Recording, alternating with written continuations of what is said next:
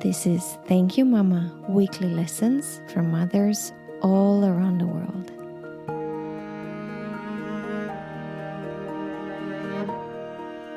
Hello and welcome to Thank You Mama. My name is Anna Tider, and today I'm joined by Amy Richards from New York City. Amy is an American activist, organizer, writer, television producer, feminist, and art historian. She produced the Emmy-nominated series Woman. She is the president of Soapbox Incorporated, a feminist lecture agency. She has been a long-time consultant to the American feminist icon Gloria Steinem, as well as to the Columbia School of Public Health, among other places. Her first book, Manifesta, Young Women, Feminism and the Future, just issued a 20th anniversary edition. Amy was a consulting producer on the HBO documentary Gloria Steinem in Her Own Words and an advisor to PBS documentary on the women's movement in America, Makers Women in America. And this is just a tiny, tiny little snippet of everything Amy has done. I've been researching Amy and looking, and I think it would take me like 30 minutes to completely introduce you with all your work and achievements. Welcome. I'm very excited to have you here. Thank you for having me. It's like you live long enough and you have a lot of experiences. I feel every decade kind of brings a new bundle of connections and new work, which has been exciting. Yeah, but don't say that. This is us women being very humble. Yes. Not everybody has accumulated so many experiences, and it's just fantastic. And I love how curious you are and tackle new topics and areas continuously. Do you want to tell me very quickly, before you tell me your story and how you got into this work with and for women, tell me about Soapbox. Soapbox started as a straight up lecture agency. I had written my first book, Manifesta, and was traveling around the country doing events in bookstores on college campuses. And around that same time, a lot of peers and friends were about to embark on the same. And so sort of sought me out and said, can you help me do this? So I created Soapbox to fill a void in helping ensure that young, at that point, kind of younger feminist voices, although it wasn't never exclusively young, were out there in public spaces being booked as speakers. And Soapbox kind of operated that way for the first 12 to 15 years of our existence.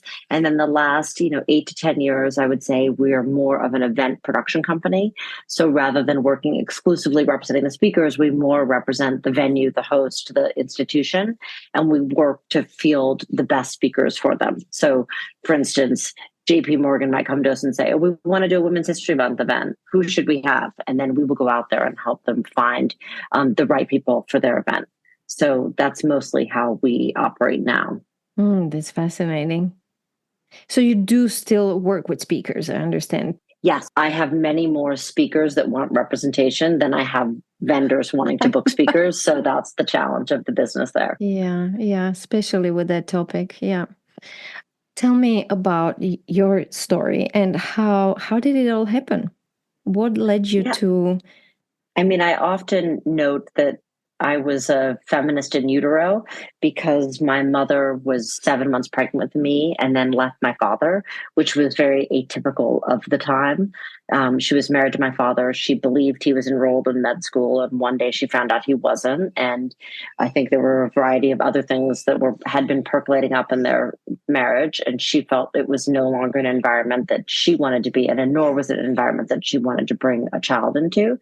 And at that time, which was 1969, to have a child out of wedlock was very controversial. And many people who did, I believe, care deeply for her said, you have to keep your marriage together. And that just didn't feel right for her. She had a much older sister who took her in, and where I was born and where we lived for the first several months of my life. And then, call it a coincidence, but her father got very sick. And so she moved home to take care of him with me. And so it was, I think, a nice, buffer for her as she transitioned. She was very young from kind of being a single person getting out of a difficult marriage and then being an independent person. So we were kind of lucky to be able to live with my grandparents for this first several years of my life. But I watched her from the youngest age negotiate being a single mother and not being able to get a credit card, not being able to get a car loan, not being able to get a mortgage because those things were prohibitive for women. And so I were they really? I have to yeah, I have to stop you here because we have so many international listeners, and some information that's known in America is maybe not known. And I just read about it a few weeks ago, I think, about how women were not allowed to have credit cards until 1970s if they were single or something like. It was really true? 1976. I think it was the Equal Credit Act. It was something. Oh wow, that's astonishing. But we have to be reminded of that. This is why I stopped you. That was not that long ago. Yeah, exactly. And my mother had to have her father sign for her, co-sign for her in order to have any of those things. It was crazy. She also, when I was born, I had to have my father's name on my birth certificate. Otherwise, I would be marked illegitimate. Mm-hmm. And so she chose to give me my father's name instead of having this, stamp on my birth certificate that said illegitimate. And then at that time, women had to be, men did too, but you had to be legally separated for 3 years before you could even file for divorce. Mm-hmm. So she ended up being married to my father for much longer than she needed to be or wanted to be, but because of kind of state laws that made it very difficult. So it was not easy to be a single woman. And add to that the job choices were still very limited for a lot of women, so. And she didn't. Now it's funny. Now we're talking about her instead of you, but this is very interesting, and I understand this is the root of your story.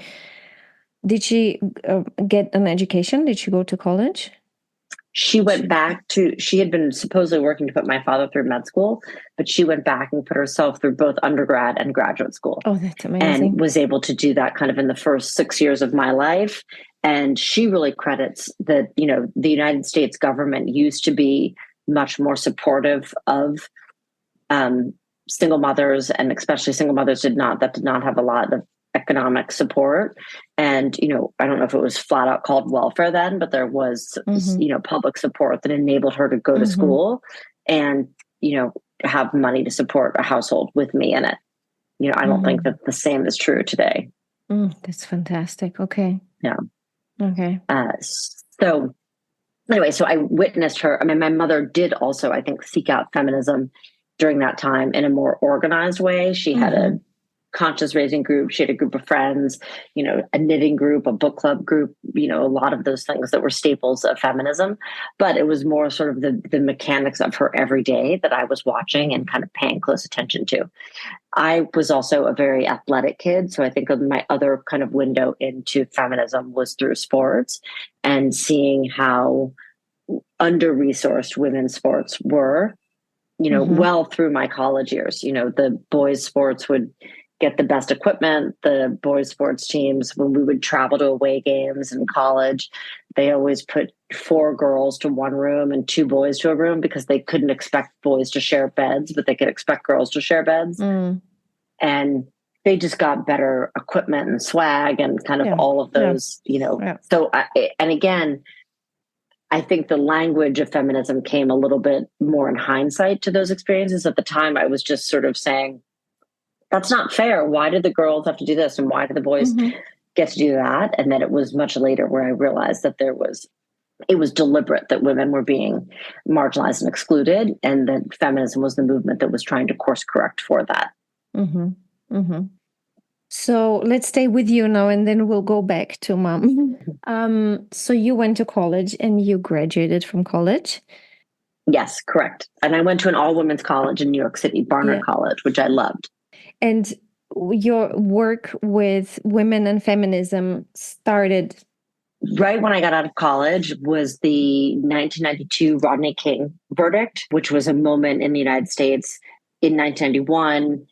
I mean, it's very similar to what we're seeing today. It still Yeah. continues, whereas a Black man was being harassed by the LA Police Department, and it was caught on like an early cell phone footage, video footage. And there was a trial, and there's a lot of complication about that. But the LA police force was found not guilty, and so people were outraged because there was obvious footage. People, and we all saw it, and so there were many people that were sort of rioting in the streets at college campuses, not unlike what's happening today around similar issues.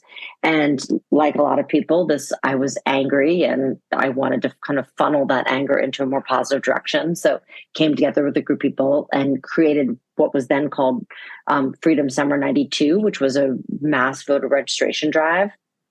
And then out of that was born an organization, Third Wave Foundation, which was a national organization for young feminist activists. And so that kind of set me on my, professional feminist path, as it were, running Third Wave and, doing everything associated with that, coming up with what a membership model would look like, creating our bylaws, fundraising for it, and doing everything. And then in the course of that, I got kind of recognized as like a young feminist activist.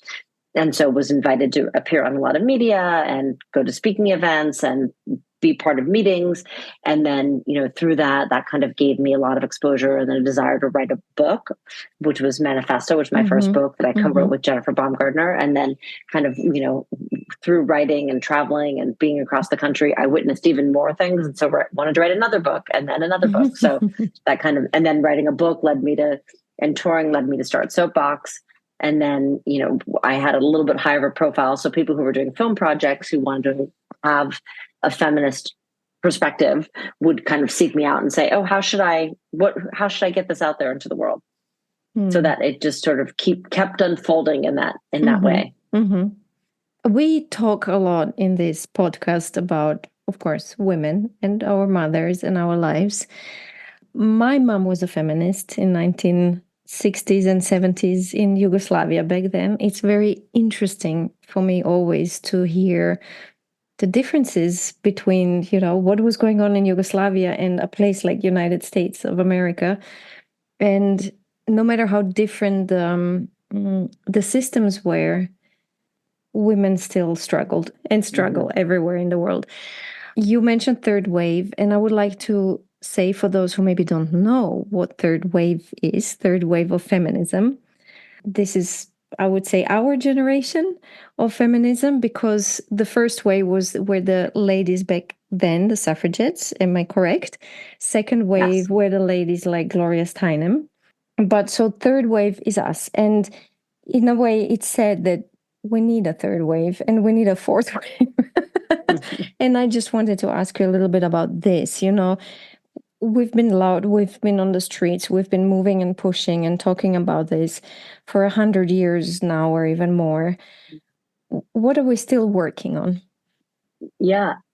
Well, first of all, the first wave was focused on suffrage, but it was really, there were other rights that were won along the way. And that was really kind of giving women the basic rights of citizenship. That was sort of what the first wave of feminism was like. And that's true around the world. I mean, there were a lot of countries, that were the same as the United States. Some countries got there a lot sooner. Some countries didn't get there, or aren't there yet.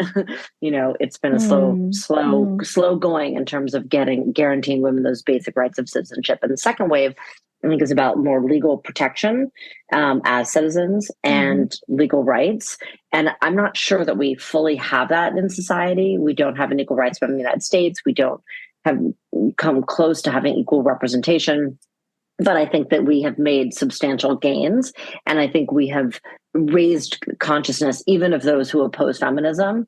There is an awareness about what equality might look like and why we as a culture might need it and as a society might need it. So, and a third wave, I think, is in my definition, has always been about embodiment of those rights. And so how do we live more freely in the world, regardless of what the laws kind of allow us to do? How do we kind of, wear that mantle of feminism? And I think that was something that second wave feminism struggled with, that they were politically aligned, but personally they were still very challenged. Yeah. by some of what feminism was asking of them. Mm. And I think that what third wave should do more of is sort of make sure that we're personally expressing ourselves in the same way that we believe politically women should. Mm-hmm. And I think that that is sort of the where we are now as a Mm-hmm. generation. I also think that third wave feminism is about, and there's a lot of emphasis in second wave feminism of creating feminist institutions, and that could be, I use institution loosely. That could be organizations. It could be battered women's shelters, what were then called battered women's shelters. It could have been women's studies programs on college campuses. It could have been creating rape crisis centers. And and organizations like the National Association of Women, they're in higher ed, there was a bunch of things that came out of that time. And I think those are valuable and important, but I think what third wave feminism is calling for is more an infiltration of feminism into kind of more mainstream. I'd rather see, yes, a bunch of feminists working at Google and changing Google from within than a separate institution that fights for this. Yes. And we definitely need more feminism all the time, Another thing that's very connected to this, because as I learned from my mom, and this is all about learning from our moms, my mom was always teaching me to look at the big picture. She would always, when I mentioned a topic, worked on a book or an article or something, she was always helping me to open more dimensions and open up topics instead of closing down.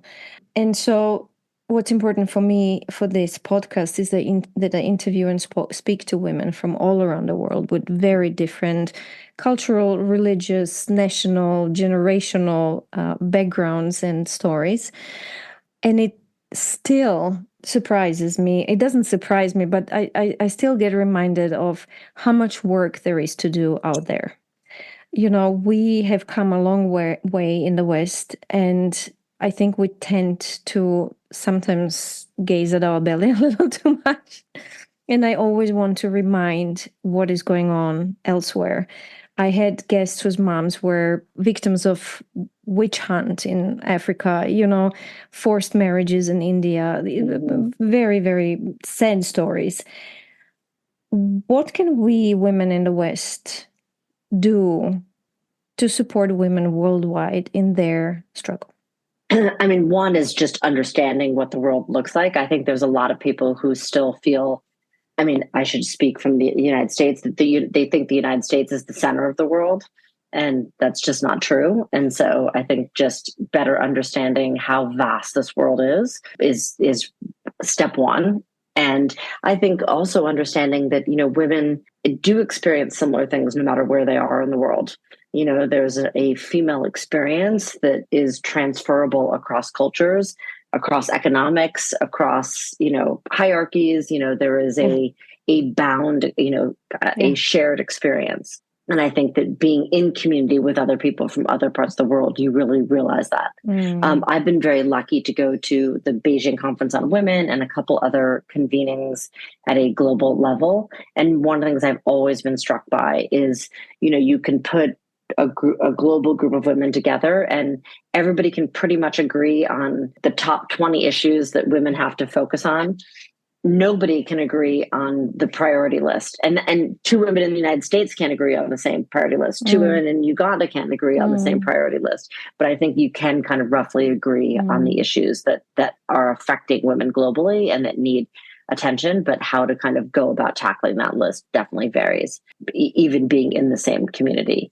And I do think that also as somebody from the United States, there's an assumption that the United States is a more advanced culture, especially when it comes to, I think, political gains and awareness. And that's just not true.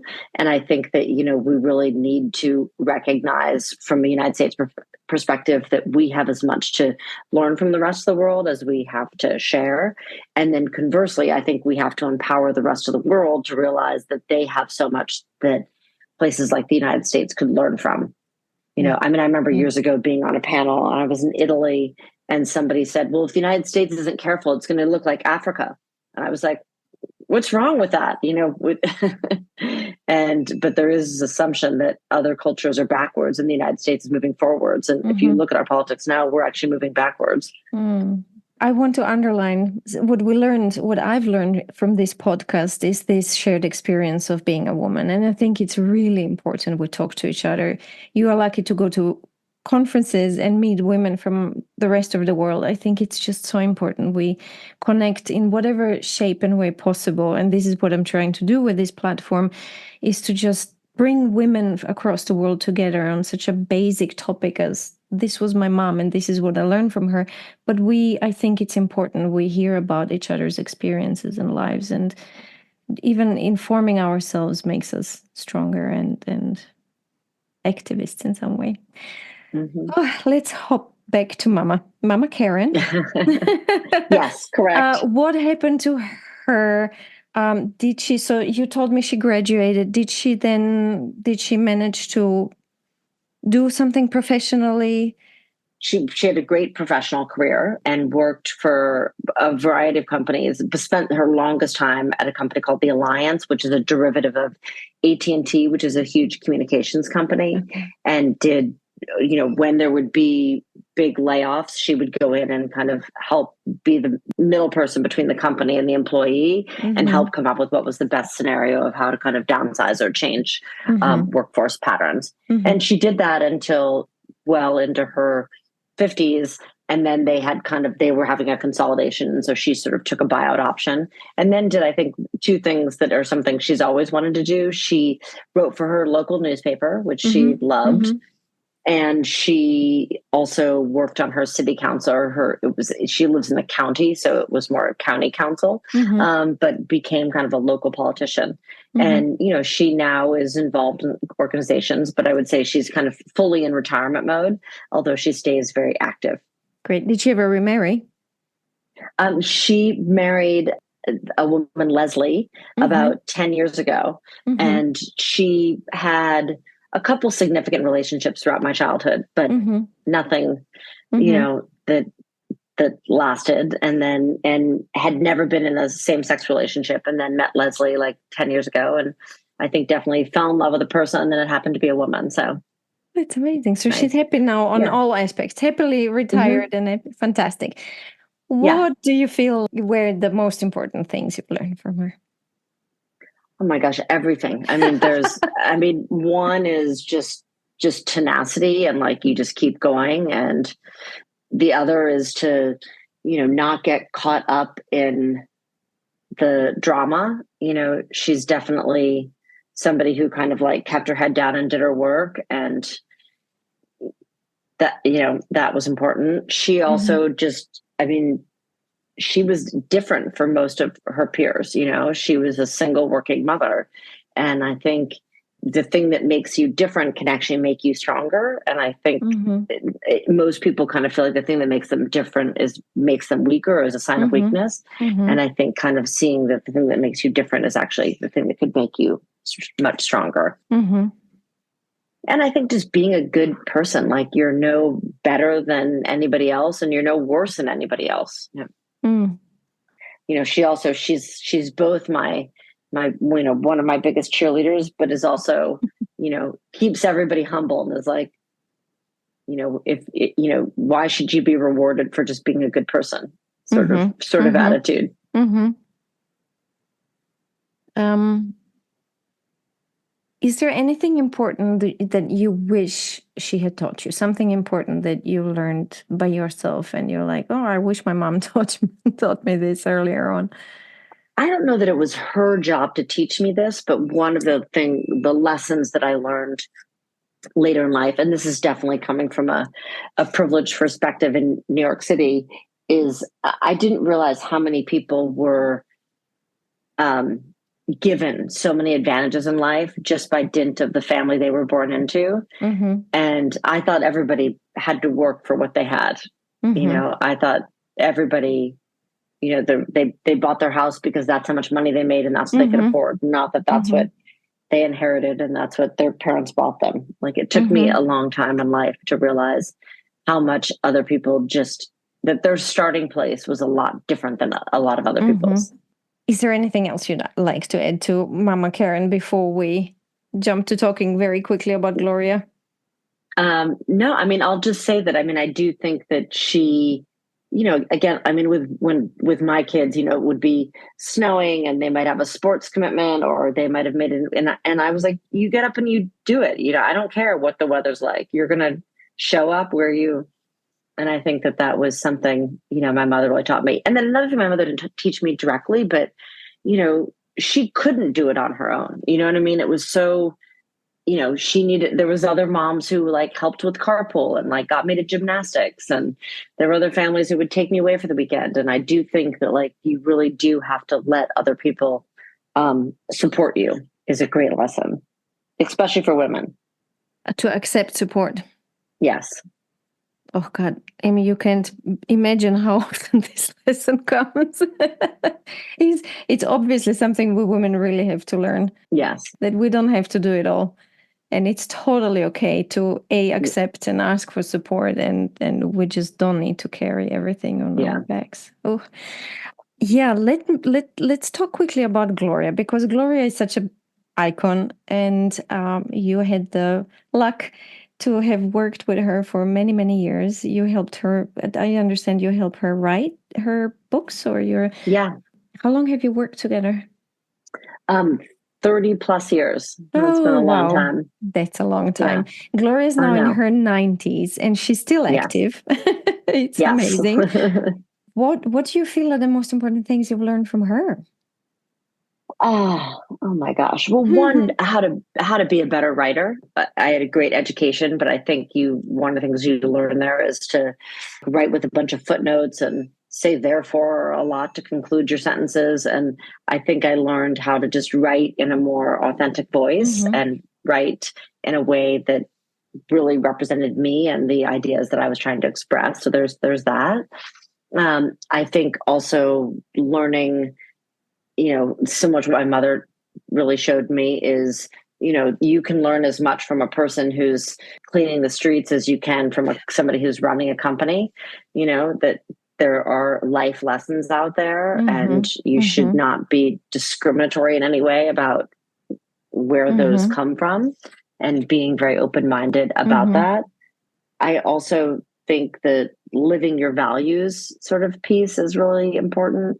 Yeah, I think a lot of people... She definitely lived her values. And I do think that's what people are struck most by, when they say, oh my gosh, I saw you and you inspired me. I think that's really the crux of it in a lot of ways, is being a truly independent woman was what motivated people to try to embody that or experience that in their own lives. So, and I think that that's definitely true. And then there are little things. Yeah. Sorry to interrupt you. But like how to be a good friend, and being loyal to friends and asking for things also, sort of, for as many things I have accomplished, I've had at least 4 times those ideas that haven't panned out. So kind of keep pitching and keep putting ideas out there. And one failed event is not going to sort of define you. And, kind of keep exploring, keep investigating. Thank you, Amy. Yeah. I think we've covered it all. Did we miss anything? Okay. No, I think that's good. Yeah. Will you allow me to just very quickly recap? I wrote down what we've learned both from Mama Karen and from Gloria.